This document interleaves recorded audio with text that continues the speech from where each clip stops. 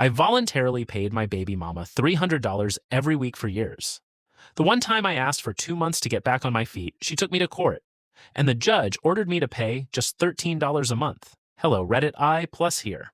I never imagined I'd be posting here, but after everything that's happened, I honestly need outside opinions. I'm a 34-year-old man. My ex, Jasmine, is 32. We have an 8-year-old son together. Before anyone jumps to conclusions, no, I didn't abandon my kid. I didn't dodge responsibility. I never waited for a court order. From the day we split up, I made a promise to myself that my son would never suffer because his parents couldn't make their relationship work.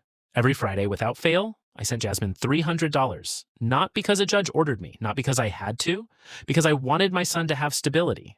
That was nearly 4 years ago. If you do the math, that's over $60,000. On top of that, I paid for school clothes, birthday presents, summer camp, half of his medical bills. I even covered soccer registration every season because he loved playing.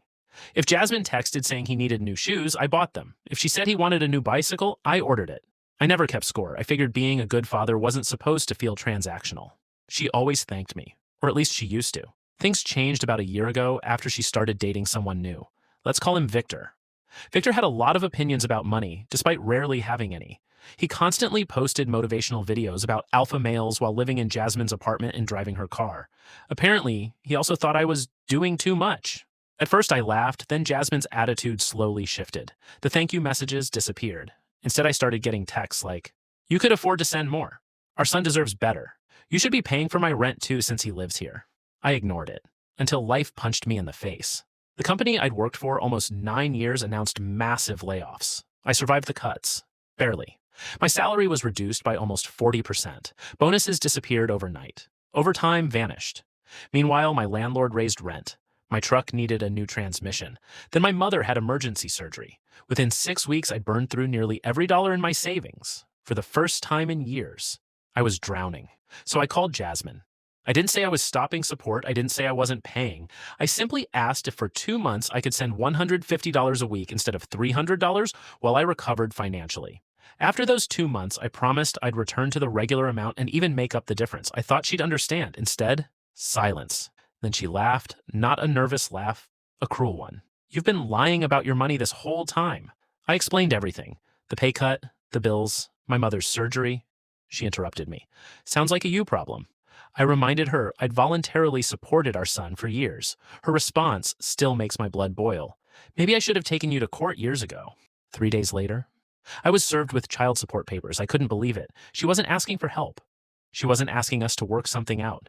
She wanted the court involved because I needed 8 weeks to recover financially. Friends told me to panic. "You'll probably end up paying double. Judges don't care. You're screwed." I hired an attorney anyway. He asked me a simple question. "Do you have proof of everything you've paid?" I smiled. "Oh yeah, I had bank transfers going back years. Venmo receipts. Cash app history. Invoices for school tuition, medical payments, receipts for clothes, pictures of birthday gifts, emails from teachers thanking me for covering field trips. Everything." My attorney organized it into binders, 3 thick binders. Court day arrived. Jasmine walked in smiling like she'd already won. Victor sat behind her, wearing a suit that still had the store tag hanging from one sleeve. He kept glaring at me like he expected me to cry. The hearing started. Jasmine's attorney claimed I'd been inconsistent with support and recently refused to help financially. That part nearly made me laugh. My attorney quietly slid the first binder to the judge, then another, then the third. The judge spent several minutes flipping through hundreds of pages. He raised an eyebrow. "You've been paying $300 every week voluntarily?" "Yes, Your Honor." "For nearly 4 years?" "Yes." "You were never ordered to?" "No." He turned toward Jasmine. "When exactly did the payments stop?" Her attorney answered. "They were reduced recently." The judge looked back at my records. "I see payments continued." My attorney nodded.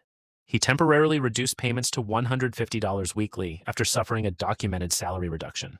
The judge reviewed my employment documents, my new pay stubs, medical bills, tax returns, everything matched. Then came the moment nobody expected. The judge asked Jasmine one question. "Did he tell you this reduction would be temporary?" She hesitated. "Yes." "And he intended to resume paying the previous amount?" "Yes." The courtroom became painfully quiet. Then something interesting happened. The judge requested both of our financial disclosures. Turns out Jasmine had recently received a significant promotion. Her income had nearly doubled. Victor, meanwhile, had been unemployed for almost a year. The judge wasn't impressed. He recalculated everything using our state's child support guidelines. He considered our incomes, custody arrangement, health insurance, everything. After nearly 20 minutes, he announced the amount. Based on the statutory calculation, the father's monthly child support obligation is $13. The entire room froze. I honestly thought I'd misheard him. 13, not 300, not even 100, $13. Jasmine's attorney immediately objected. The judge calmly explained that voluntary payments do not automatically establish a legal obligation above guideline calculations. He also noted my consistent history of supporting my son far beyond what the law required. Then he looked directly at Jasmine. The court encourages cooperation between parents. Litigation should not be used as punishment when one parent experiences a temporary financial hardship. Victor looked like someone had unplugged him. Jasmine burst into tears. Outside the courthouse, she completely lost it. She screamed that I'd manipulated the judge, that I must have hidden money, that I'd ruined our son's future. I reminded her. I never wanted court. I wanted 2 months. Just 2. Then she made a demand that stunned everyone. She wanted me to continue paying $300 a week voluntarily, despite the court order. I politely declined. From that day forward, I paid exactly what the court ordered, not a penny more in unrestricted cash. Instead, I started buying things directly for my son: school supplies, winter coats, sports equipment, books. When he needed braces, I paid the orthodontist directly. When he wanted a laptop for school, I bought it myself. Every dollar actually benefited him. Almost immediately, Jasmine started complaining. Apparently, life became much harder without an extra $1,200 every month. The expensive nail appointments disappeared. The weekend brunches stopped. Victor suddenly moved out after realizing the free money wasn't coming anymore. Funny how quickly true love fades when the cash does. About 6 months later, Jasmine called me. She sounded exhausted. Not angry, just defeated. She admitted she'd made a terrible mistake. She confessed that Victor had convinced her I was taking advantage of her generosity. He kept telling her that any judge would force me to pay much more. Instead, she'd ended up with almost nothing. She apologized, a real apology, no excuses, no blaming anyone else. I accepted it for the sake of our son, but things were different. Trust doesn't magically reappear because someone says they're sorry. Today, our son is thriving. We co-parent peacefully. Ironically, I actually spend more on him now than I did before, but every purchase goes directly toward his needs instead of disappearing into someone else's lifestyle. Sometimes I think about how different everything could have been if Jasmine had simply believed me when I said I needed 60 days to recover. Instead, she gambled on the court system, expecting a bigger payday. She walked away with $13 a month and lost the trust of the one person who had always gone above and beyond for their child. So here's my question.